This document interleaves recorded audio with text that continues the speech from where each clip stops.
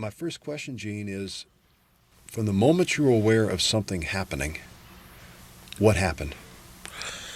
What were you doing and what happened? I was in the Ellis Protection Office filling out paperwork. Mm-hmm. I just came back from a fire. I was on a wildland fire team out in Utah, and I was filling out the paperwork when I heard over the park radio in the background that there's some kind of explosion. And grabbed the camera and ran out to the fuel dock on the north end of the island, in the parking lot area, and in fact saw smoke coming out of trade tower. And this was before the park opened to the public. The passenger boats did not unload yet, so this was just staff on the island and contractors. Mm-hmm.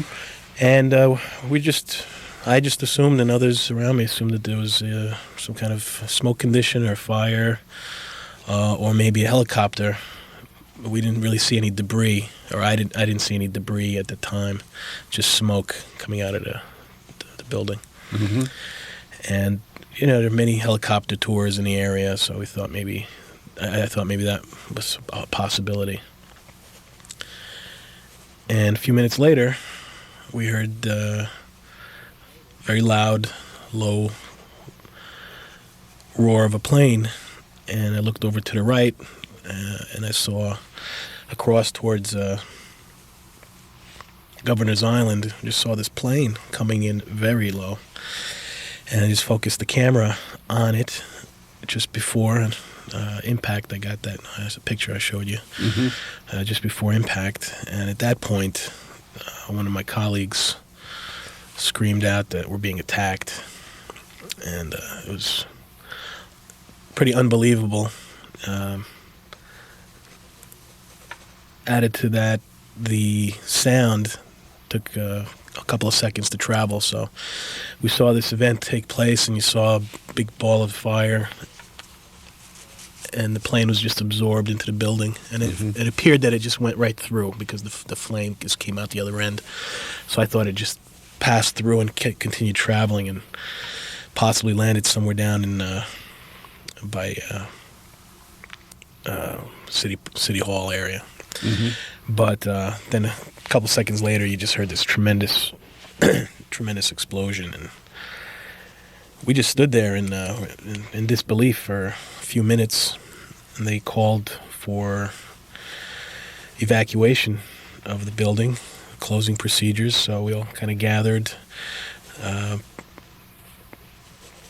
the flagpole area, and so the park police, with the assistance of some of the staff, began doing closing procedures. And at the time, I still stuck around by the fuel dock to take some additional photographs. But then I thought of the statue. And if this was indeed some kind of terrorist event, I wanted to see what, if anything, happened to the statue. So I ran to the east end of the island, and fortunately, she was still standing there. And we all gathered by the flagpole area while they were trying to determine what to do next. And as it unfolded, that it indeed was a terrorist event. They got word of a plane going down in the Pentagon, and airports were shut down nationwide. All airspace was restricted. Being that I was one of the EMTs that day, that was not my primary function. I'm an interpreter here. But myself and the other EMT decided to begin to gather medical supplies, as it was apparent that there would be many people in need of treatment.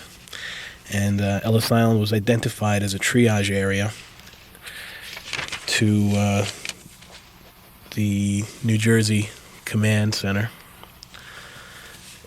in Jersey City.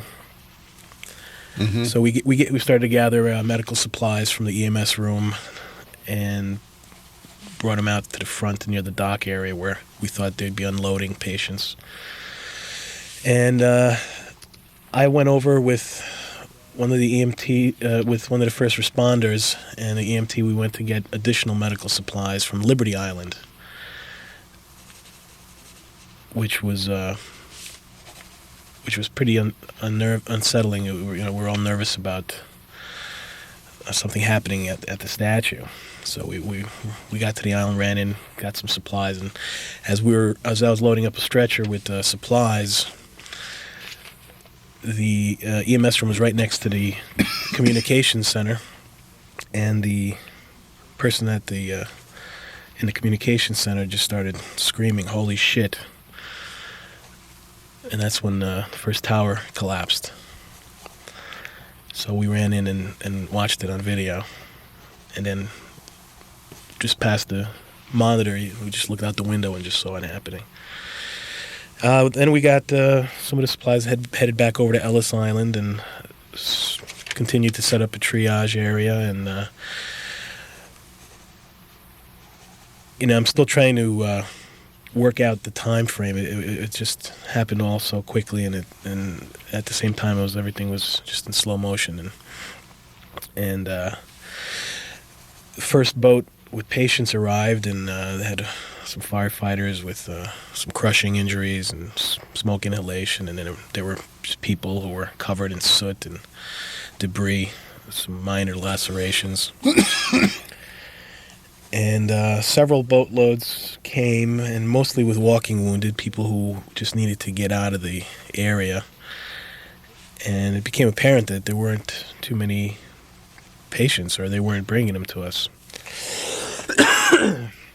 So, at one point, the Jersey City Medical Center came with a mobile command center, so they set up. They took over incident command from that point on, and dozens of EMTs started to arrive, and paramedics, and before the whole triage thing, they basically released the staff to go home, and whoever.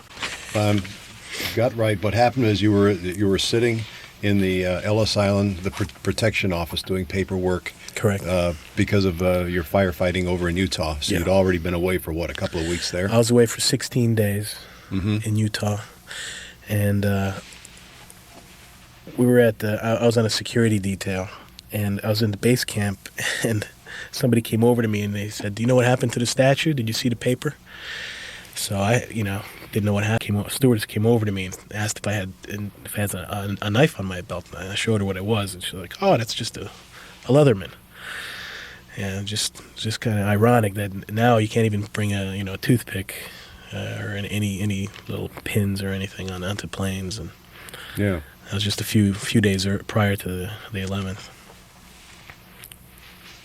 Well, then what had happened there was that you heard the explosion, and you were showing me some of the pictures. Yeah. We look at those just for a moment. Sure. Again, because what you had said that you had heard this loud. You already looking at let's say we've got this first picture here where you've got the smoke just coming out of the first tower. Yeah. And you weren't even sure at that point what had really happened, right? Correct.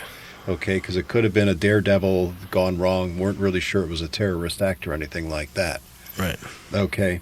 And you were fortunate focusing the camera. Then you heard this roar of a plane coming over while you were still standing there. Mm-hmm. And then did that when you were caught on the second picture here with the plane? Yeah. I followed it. I actually followed it with the camera for about 2 or 3 seconds. And almost as if it was, if it stopped just in time for me to take that photograph. I just snapped. I could have snapped it when I saw it earlier, but I wanted to see if it was heading in that direction. Mm-hmm. And sure enough, I just got the shot off just before impact. Maybe a second. You've got a third one here of the fireball coming out, both before and after. Mm-hmm. Okay, and you can see the debris coming out here on the one side and debris actually coming out on the other side. Yeah. What did you think at that point? It was almost like a cartoon, just something unreal that you would see on a cartoon. Just like it didn't even happen. Almost, that we looked at each other like, there's no way that just happened. We didn't just see that. Mm-hmm. And in fact, one of my colleagues said, we're being attacked. And that's really when I thought, oh my God, we indeed are. I mean, it's no coincidence that a plane went into the building. Another plane. I mean, it was just incredible. Mm-hmm. And I pretty much just kept my finger on the camera, just taking pictures. Mm-hmm. I got a lot of close-up shots, and I just picked a few of the better ones. The more memorable ones. Here. Right. Okay, and then you shifted over later on. You were saying to cover the statue, right? Yeah, we went when this photograph of the statue with the tower still standing but on fire. Mm-hmm. Was when we were going over to Liberty to get medical supplies. Right. And I took, several shots as we passed around the statue. Mm-hmm. And also, I took a lot of close-up shots of other helicopters, which turned out to be police helicopters.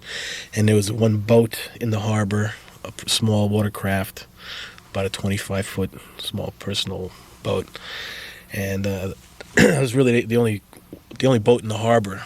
So I felt it might have been suspicious, so I zoomed in, got a picture of the numbers, the registration, and turns out that person sold a lot of the photographs to, I saw a lot of you would see on a cartoon, just mm-hmm. like... okay, because it could have been a daredevil gone wrong, weren't really sure it was a terrorist act or anything like that. Right. Okay. And you were fortunate focusing the camera. Then you heard this roar of a plane coming over while you were still standing there. Mm-hmm. And then, when you were caught on the second picture here with the plane? Yeah. I followed it. I actually followed it with the camera for about 2 or 3 seconds. And almost as if it was, if it stopped just in time for me to take that photograph, I just snapped. I could have snapped it when I saw it earlier, but I wanted to see if it was heading in that direction. Mm-hmm. And sure enough, I just got the shot off just before impact. Maybe a second. And then you've got a third one here of the fireball coming out, both before and after. Mm-hmm. Okay, and you can see the debris coming out here on the one side and debris actually coming out on the other side. Yeah.